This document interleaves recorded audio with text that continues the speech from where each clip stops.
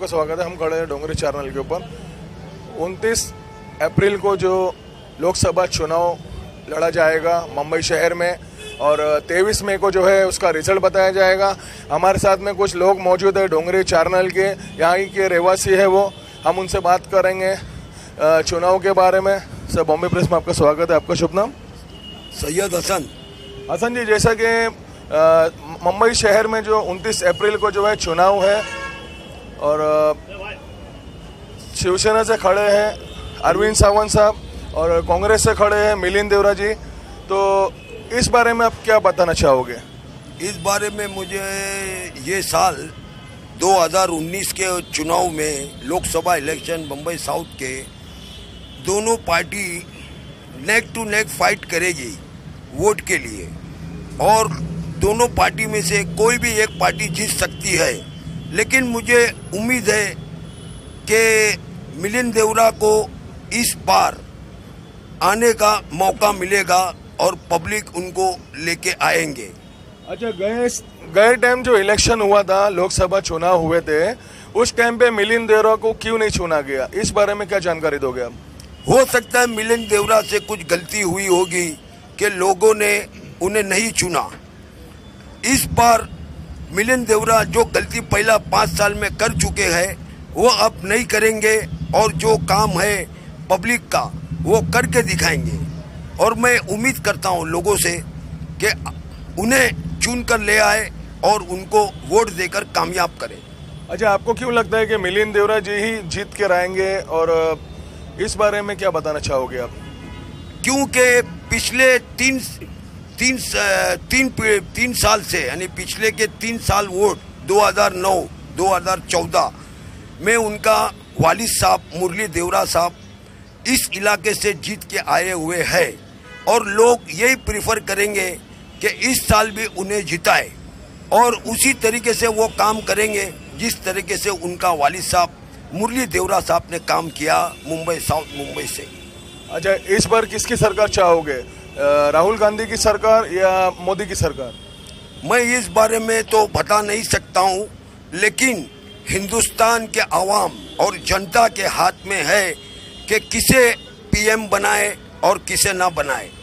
ये जनता ही सोच सकती है और जनता ही इस मुकाम को बदली कर सकती है। अच्छा, तीसरा सवाल हमारा ऐसा है कि जैसा कि प्रियंका गांधी जो है, प्रियंका गांधी के कांग्रेस में शामिल होने के बाद में क्या आपको क्या लगता है कि कुछ बदलाव नजर आएगा आपको? इंशाल्लाह इस तरीके से तो मालूम पड़ता है, क्योंकि उनकी फेसिंग बिल्कुल इंदिरा गांधी की तरह है और उनका इस स्पीच भी इंदिरा गांधी की तरह ही है। तो लोग यही चाहेंगे कि पिछले पुरुषों को वापस से ले आए और उनके मुकामों को हासिल करें। चौथा सवाल हमारा ऐसा है कि जो किसाने जो है और किसानों को हर वक्त जो है उनको वायदा किया गया है, जो बेरोजगार है उनको रोजगार किया जाएगा, तो आपको क्या लगता है कि कांग्रेस सरकार आने के बाद में क्या उनमें कुछ बदलाव नजर आएगा? कुछ जो बेरोजगार है उनको रोजगार मिलेगा? मुझे तो इस असेंबली इलेक्शन जो फिलहाल राजस्थान, एमपी और छत्तीसगढ़ में था, जिस पर बीजेपी का हुकूमत दो जगह पर 15-15 साल से था, लेकिन राजस्थान में पिछले 5 साल में था। किसानों ने बीजेपी हुकूमत को वहाँ से हटाया और कांग्रेस को ले आया। उस पर राहुल गांधी ने सारा कर्ज किसानों का माफ किया। तो हो सकता है उनके दिमाग पर यह बात बैठे और वो राहुल गांधी को चुन कर ले आए। बॉम्बे प्रेस से बात करने के लिए धन्यवाद। हमारे साथ में कुछ और लोग भी मौजूद हैं, हम उनसे भी सवाल करेंगे। आप क्या बताना चाहोगे?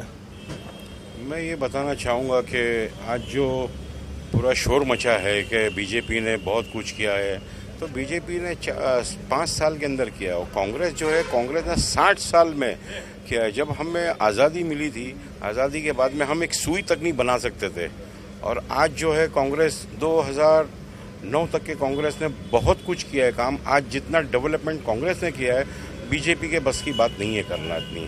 बस बीजेपी शोर मचाना जानती है, बाकी कुछ काम के ताल्लुक से बीजेपी ने कुछ नहीं किया है और उल्टा इकोनॉमिक जो है बहुत नीचे आ गई है इंडिया की। और जो है ये नोटबंदी की वजह से बहुत प्रॉब्लम हुई है लोगों को, बहुत हम लोगों ने प्रॉब्लम फेस की है। इस बार आप किसकी सरकार चाहोगे, मोदी की सरकार के राहुल गांधी की सरकार? मैं तो चाहूँगा कि राहुल गांधी की सरकार आए, क्योंकि राहुल गांधी जो है यंग है, यूथ है, और वो सारे हम जवानों को लेके चलेंगे साथ में, मतलब है ना, और कुछ करेंगे मतलब। और मैं तो यही चाहूँगा कि कांग्रेस आए और राहुल पीएम बने।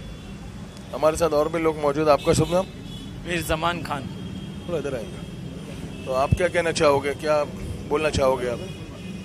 यही कहेंगे कि बस कांग्रेस आवे। बस जब से मोदी आए हैं, जब से तो कुछ भी फ़ायदा हुआ ही नहीं। ये भी कहा थे कि भाई 15 लाख रुपए सब गरीबों के अकाउंट में आएंगे, आए क्या? नहीं आए। बेरोजगारी जाएगी, गई क्या? नहीं गई। तो क्या करें? अभी देख तो लिए, 4 साल भी बीत गए, अभी 5वां साल। अभी तो इनकी सरकार बनेगी नहीं, क्योंकि हर जगह पे इन्होंने सिर्फ धोखा ही दी है पब्लिक को। जो बोलते वो तो करते ही नहीं है।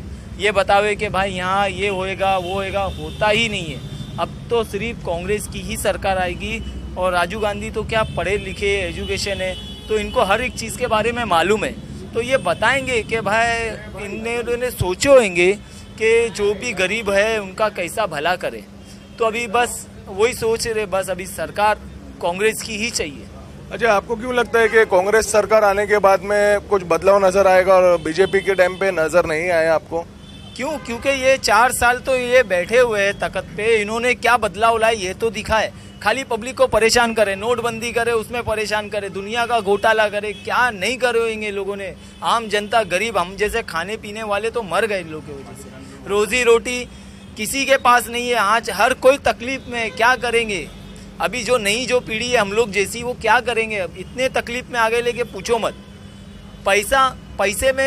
पैसा तो ऐसा हो गया। और इंडिया की जो करेंसी है, मेरे को तो लगता है कुछ है ही नहीं। अभी तो एकदम ही गिर चुकी है और भी गिरेगी जब तक ये सरकार बैठी रहेगी। आपका क्या कहना चाहोगे शानू जी? पहले तो मेरा ये कहना है कि कांग्रेस आए, क्योंकि हमारा जो यहाँ से नूरबाग जाना है वो बहुत बड़ा प्रॉब्लम हो चुका है। ब्रिज टूट चुका है और आज 4 साल से हम लोग तकलीफ में आ चुके हैं। यहाँ से एक ब्रिज भी नहीं बन पा रहा है। पहला मुद्दा तो ये है। और नोटबंदी से तो ज़्यादा फ़र्क गिरा है। हर आम इंसान के ज़िंदगी के ऊपर फ़र्क गिरा है। उनकी जमा पूंजी पूरी जो है नोटबंदी के वजह से ख़त्म हो चुकी है। एंगोक ब्रिज जो है वो बीएमसी के देखभाल में हो रहा है, ठीक है। इसमें कांग्रेस और भाजपा का कोई मतलब यही नहीं है। लेकिन जिनकी सरकार है वो अगर जोर लगाएगी, उन्होंने तो छोड़ ही दिया है ना। अगर वो जोर लगाएगी तो हम उन्हें वोट देंगे।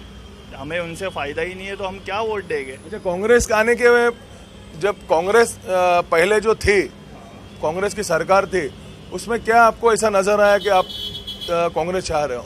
हमें ऐसा कुछ नज़र नहीं आने जैसा दिखा नहीं।